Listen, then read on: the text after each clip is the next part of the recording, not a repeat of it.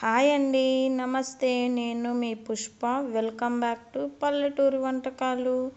అయితే simple and టేస్టీగా మీ ముందుకి రోటి పచ్చడి తీసుకొచ్చేసాను. చాలా టేస్టీగా ఉంటుంది. చూస్తుంటేనే నోరు ఊరిపోతుంది కదా ఫ్రెండ్స్. ముల్లంగి రోటి పచ్చడి. ఇక్కడ చూపిస్తున్న ఇంగ్రీడియంట్స్ ఉంటే సరిపోతుంది. ఆనియన్స్, చింతపండు, వెల్లుల్లిపాయలు, కొత్తిమీర, కరివేపాకు, పచ్చిశనగపప్పు, మినప్పప్పు, ఎండుమిర్చి, అలాగే 2 ముల్లంగి ఉంటే సరిపోతుంది. చాలా టేస్టీగా చేసుకోవచ్చు ఫ్రెండ్స్. అయితే లేట్ చేయకుండా ముందుగా వీడియోలోకి వెళ్ళిపోదాం.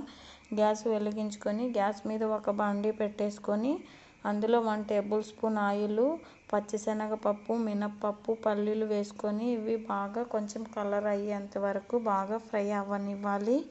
ఇక్కడ నేను చూపిస్తున్న విధంగా మీరు కలుపుకున్నారు అంటే గ్యాస్ మాత్రం లో టు మీడియం ఫ్లేమ్లోనే పెట్టుకోవాలి. అవి కొంచెం కలర్ చేంజ్ అయిన తర్వాత 1/2 టేబుల్ స్పూన్ జీలకర్ర కూడా, అలాగే 1.5 టేబుల్ స్పూన్ ధనియాలు కూడా వేసేసుకొని, అలాగే వెల్లుల్లిపాయలు కూడా ఒక 7-8 రెబ్బలు వేసుకొని వీటిని బాగా కలర్ చేంజ్ అయ్యేంత వరకు ఫ్రై అవ్వనిద్దాం. అలాగే స్పైసీకి తగ్గట్టు ఎండుమిర్చిని కూడా వేసేసుకొని వీటిని కూడా బాగా ఫ్రై అవ్వనిద్దాం.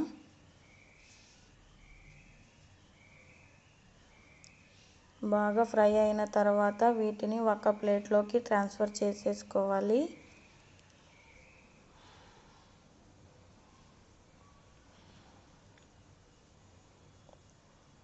చూడండి, ఇప్పుడు అదే పెనంలోకి మనము సన్నగా కట్ చేసుకున్న ముల్లంగి, అలాగే 1 మీడియం సైజు ఆనియన్ కూడా వేసేసుకొని వీటిని కూడా బాగా కలర్ చేంజ్ అయ్యేంత వరకు ఫ్రై అవ్వనివ్వాలి.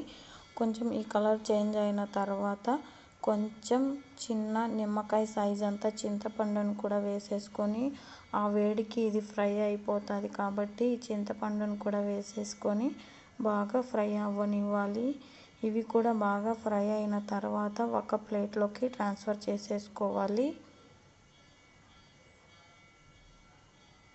ఇప్పుడు అదే పెనంలో కొంచెం కొత్తిమీర, అలాగే కొంచెం కరివేపాకు కూడా వేసేసుకొని బాగా ఫ్రై అవ్వనివ్వాలి. పచ్చివాసన పోతే సరిపోతుంది, మరీ ఎక్కువ ఫ్రై అవ్వాల్సిన అవసరం లేదు. ఇక్కడ చూడండి, ఈ విధంగా ఫ్రై అయితే సరిపోతుంది. వీటిని ఒక ప్లేట్లోకి ట్రాన్స్ఫర్ చేసేసుకోవాలి. ఇప్పుడు మనము రోలు కూడా బాగా నీట్గా వాష్ చేసేసుకొని ఆరబెట్టేసుకున్నాము. అందులోకి ఇవన్నీ వేసేసుకొని, అలాగే కొంచెం కల్లుప్పు కూడా వేసేసుకొని బాగా మెత్తగా బాగా దంచుకుంటూ ఉండాలి.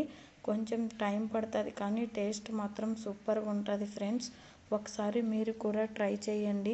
ఒకవేళ రోల్ లేకపోతే మీరు మిక్సీలో కూడా ట్రై చేయొచ్చు. కాకపోతే దీనంత టేస్ట్ రాకపోయినా కూడా బాగానే ఉంటుంది. కొంచెం చూడండి, బాగా దంచేసుకున్నాను. ఇక్కడ మనం ముల్లంగి వేయించుకున్నది మొత్తం కూడా వేసేసుకొని దీన్ని కూడా బాగా దంచేసుకోవాలి. బాగా మెత్తగా దంచుకుంటూనే ఉండాలి ఫ్రెండ్స్.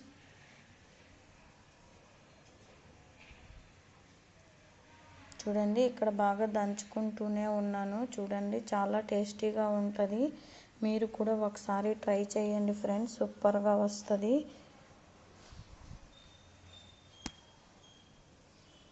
చూడండి, బాగా దంచేసుకున్నాను. ఇప్పుడు మనము కొత్తిమీర అలాగే కరివేపాకు కూడా వేయించుకున్నాం కదా, అది కూడా వేసేసుకొని కొంచెం బాగా దంచుకోవాలి. ఈ ఫ్లేవర్ బాగుంటుంది అనేసి వేసుకోవాలి, కానీ ఇవి ఒకవేళ లేకపోతే మీరు స్కిప్ కూడా చేసేయచ్చు. చూడండి, ఇక్కడ నేను పచ్చి ఆనియన్ కూడా వేసుకుంటున్నాను, కానీ ఈ టేస్ట్ మాత్రం సూపర్గా ఉంటుంది.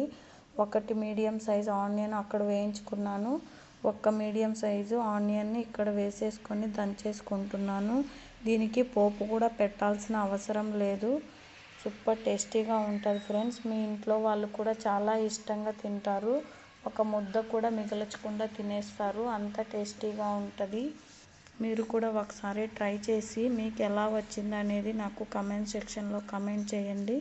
చూసారా, ఇక్కడ నేను కొంచెం వాటర్ కూడా వాడలేదు, అలాగే 1 టమాటా కూడా వాడలేదు ఫ్రెండ్స్. ఎంత బాగా వచ్చిందో చూసారా, ఎంత ముద్దగా, అస్సలు సూపర్ టేస్టీగా ఉంటుంది.